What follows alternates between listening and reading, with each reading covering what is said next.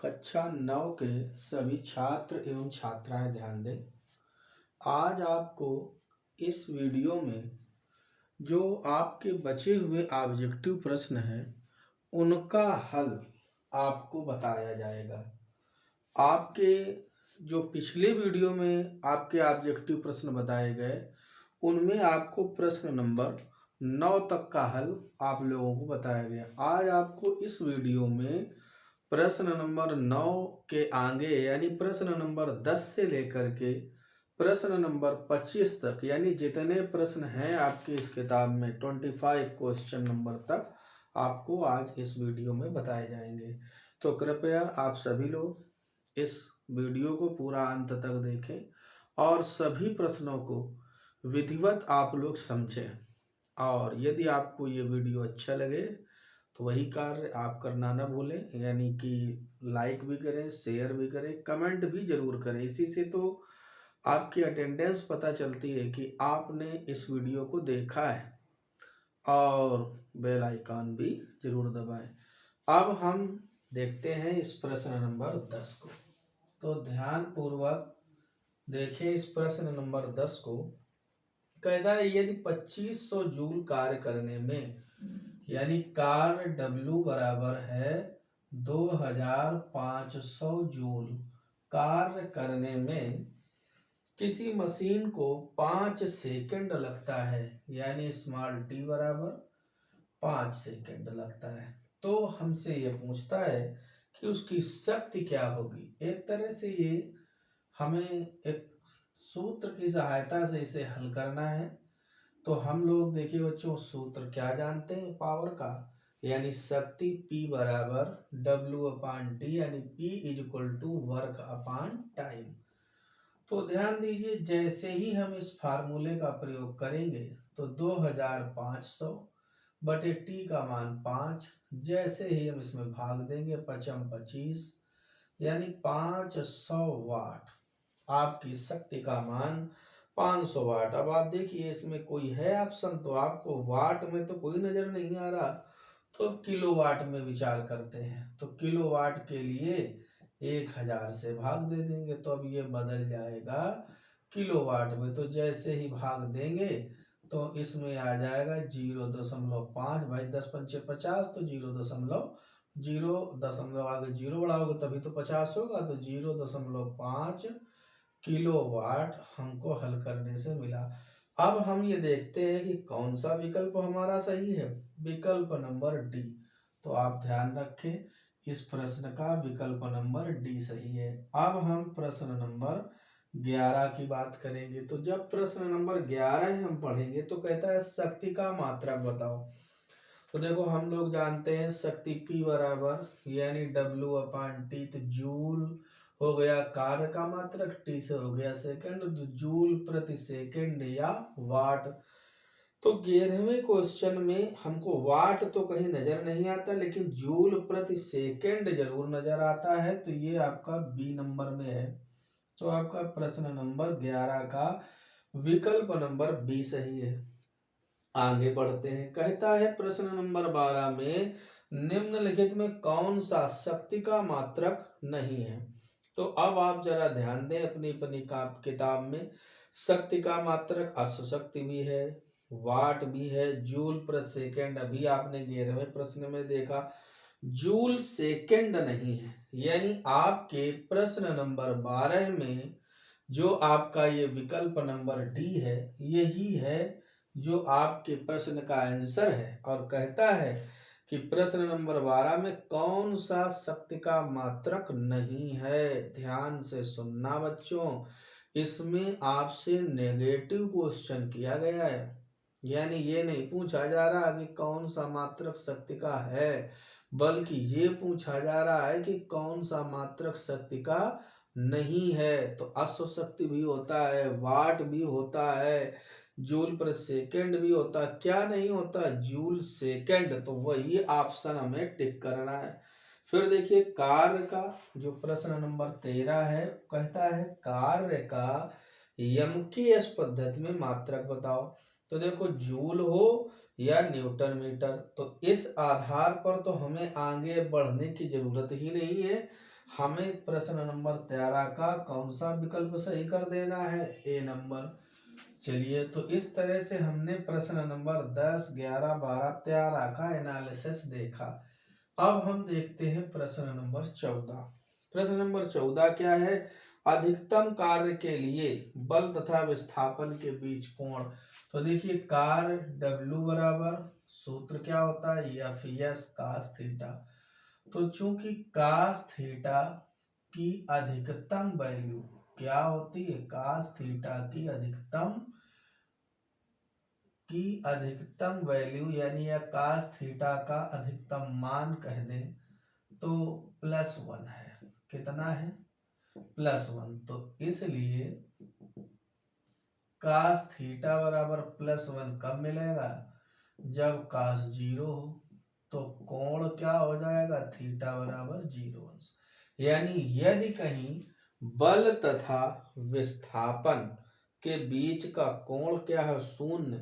इसका मतलब जिस दिशा में बल लग रहा हो उसी दिशा में विस्थापन हो रहा हो, तभी कार्य का मान अधिकतम होगा। क्यों? चूंकि जब कास थीटा का मान अधिकतम होगा तभी तो कार्य W भी अधिकतम होगा। अतः नई लाइन से W के अधिकतम होने के लिए आपको ये ध्यान देना है, W के अधिकतम होने के लिए कास थीटा का मान भी कैसा होना चाहिए? अधिकतम होना चाहिए।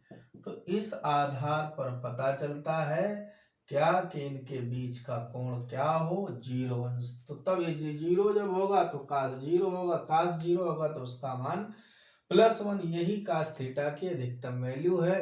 यानी कास थीटा का मान अधिकतम तो W अधिकतम, और W अधिकतम कब? जब थीटा बराबर 0। तो कौन सा विकल्प सही होगा इसमें? विकल्प नंबर ए सही हो जाएगा। अब देखिए प्रश्न नंबर 15 में, उसमें क्या है? कहता है किसी पिंड को बल लगाकर विस्थापित किया जाता है। किया गया कार्य न्यूनतम कब होगा? जब बल तथा विस्थापन के बीच कोण क्या हो? अब देखो, वैसे तो न्यूनतम के लिए हम यहाँ पर -1 रख देते कास थीटा का मान, लेकिन अब यहाँ पर उससे थीटा का मान निकलेगा 180, जो कि आपकी इस किताब में कहीं कोई ऑप्शन नहीं है। तो हमें ये पता चलता है 0 से तो अधिकतम हो जाता है, 30 अंश से भी कुछ निकलेगा, 60 अंश से भी कुछ निकलेगा। लेकिन जब थीटा बराबर क्या होगा? 90 अंश, तब W भी क्या होगा? 0। क्यों? क्योंकि कास 90 का मान क्या होता है? 0। तो हम जैसे ही कार्य W बराबर FS कास 90 लगाएंगे तो मान 0, यानी मान क्या हो जाएगा? न्यूनतम। तो इसलिए कौन सा विकल्प सही होगा? थीटा बराबर 90 कहाँ पर मिलता है? यानी इसलिए विकल्प नंबर डी सही हो जाएगा। अब आप देखो अपने प्रश्न नंबर 16 में। 16 है किसी वस्तु द्वारा एकांक समय में किए गए कार्य अथवा कार्य करने की दर यानी वर्क अपॉन टाइम। तो ये तो शक्ति या सामर्थ्य का प्रदर्शन है, तो इसका बी नंबर सही होगा। कौन सा? जहां पर लिखा है सामर्थ्य, वो सही होगा। चलिए, अब हम अपना पेज चेंज करते हैं और उधर आते हैं जहां पर हमको प्रश्न नंबर 17 दिया है। कहता है किसी वस्तु के कार्य करने की क्षमता को क्या कहते हैं? देखिए, क्षमता तो ऊर्जा ही है, और ये किस नंबर में है? ए नंबर में ही है, यानी इसका तो ए नंबर ही सही है। 18 नंबर में देखिए जरा क्या है। 18 नंबर में कहता है सामर्थ्य अथवा शक्ति का यमकेश पद्धति में मात्रक बताओ। ध्यान दीजिए, सामर्थ्य अथवा शक्ति का यमकेश पद्धति में जो मात्रक है बच्चों, वो होता है वाट। क्या होता है? यानी जूल प्रति सेकंड को कन्वर्ट करने से क्या बना? वाट। तो 18वें नंबर में आप ए को सही कर दें। ऊर्जा किस प्रकार की राशि है? अदिश राशि है। तो हम 19वें में अदिश ढूंढें, कहाँ लिखा है? तो अदिश का हमें जो ऑप्शन मिलता है वो है बी नंबर में। कौन से नंबर में? बी नंबर आपका सही है। चलिए बच्चों, अब हम ध्यान देते हैं इसके बाद फिर प्रश्न नंबर 20, इसको देखते हैं ये कैसा है। प्रश्न नंबर 20 भी ध्यान से पढ़ो। कहता है विरामावस्था में किसी वस्तु में हो सकती है। अब देखो विरामावस्था में गतिज ऊर्जा तो बच्चों हो ही नहीं सकती, क्योंकि गतिज ऊर्जा का सूत्र क्या होता है, के बराबर हाफ एम वी स्क्वायर, यानी वी उसमें वेग चाहिए, और विराम अवस्था में वेग होगा नहीं तो गतिज ऊर्जा तो होगी नहीं, चाल होगी नहीं, संवेग होगा नहीं, तो क्या हो सकती है, सिर्फ और सिर्फ स्थितिज ऊर्जा हो सकती है। वन यानी कि बी नंबर सही है आपका, इसमें विकल्प क्या हो सकता है, स्थितिज ऊर्जा। अब हम प्रश्न नंबर 21 की चर्चा करते हैं। वो किस प्रकार से कहता है, गतिज ऊर्जा का सूत्र बताओ। तो गतिज ऊर्जा का सूत्र के बराबर क्या होता है, हाफ एम वी स्क्वायर।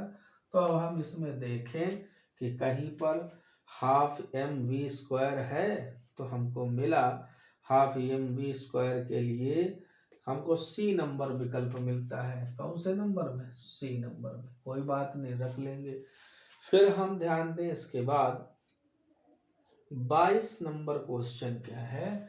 देखो 22 नंबर क्वेश्चन में ये है, कहता है किसी वस्तु के पृथ्वी की ओर गिरने पर उसकी स्थितिज ऊर्जा। देखिए बच्चों, ये क्वेश्चन तो आपको समझना पड़ेगा बहुत ध्यान से। देखो जब भी कोई वस्तु कहाँ की ओर, प्रश्न कहता है किसी वस्तु के पृथ्वी की ओर गिरने पर, तो जब कोई वस्तु नीचे की ओर ऐसे आ रही होगी, तो हमने आपको यांत्रिक ऊर्जा संरक्षण सिद्धांत में विधिवत बताया है, समझाया भी है।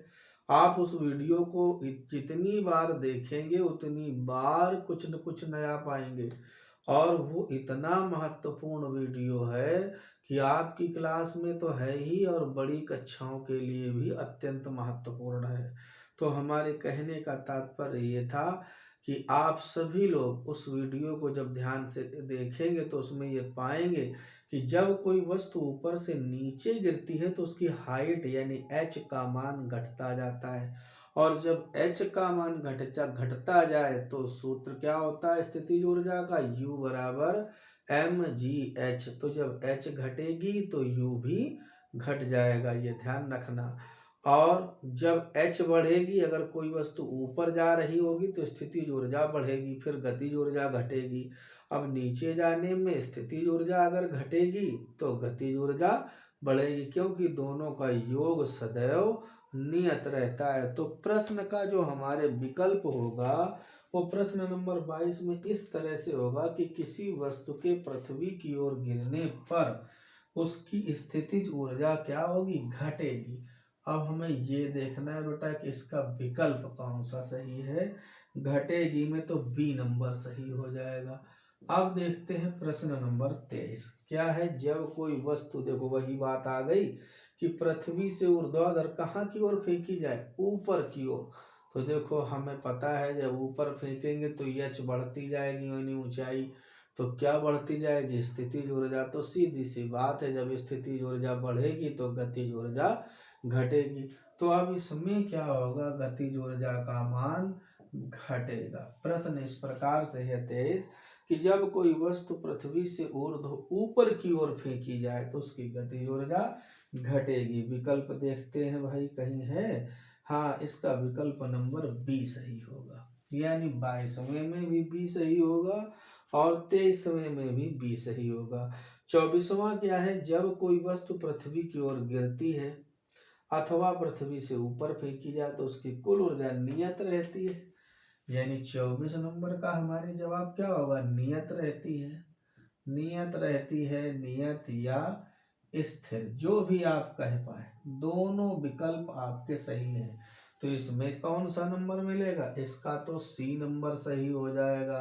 अब हम अपने प्रश्न नंबर 25 की चर्चा करते हैं।